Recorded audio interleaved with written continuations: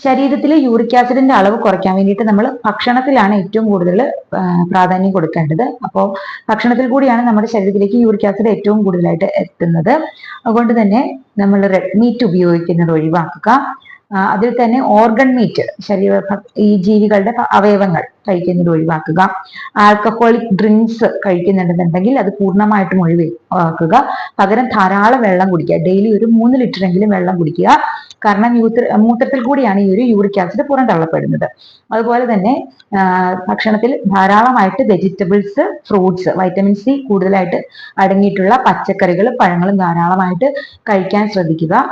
Daily ഒരു 45 minute എങ്കിലും വ്യായാമം ചെയ്യുന്നത് ജീവിതത്തിന്റെ ഒരു ഭാഗമാക്കുക. ഇങ്ങനെയൊക്കെ ശ്രദ്ധിക്കുകയാണെന്നുണ്ടെങ്കിൽ നമുക്ക് ശരീരത്തിലെ യൂറിക് ആസിഡ് കുറയ്ക്കാവുന്നതാണ്.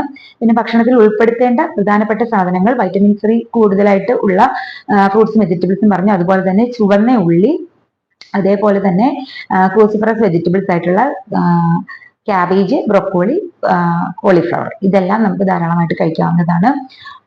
ഇത് കൂടാതെ ഇതിന് എന്തെങ്കിലും അണ്ടർലൈൻ കോഴ്സസ് ഉണ്ടെന്നുണ്ടെങ്കിൽ തീർച്ചയായിട്ടും ഒരു ഡോക്ടറിനെ കണ്ട് അതിന് തക്കതായിട്ടുള്ള ട്രീറ്റ്മെന്റ് എടുക്കുകയും കൂടി ചെയ്യേണ്ടതാണ്.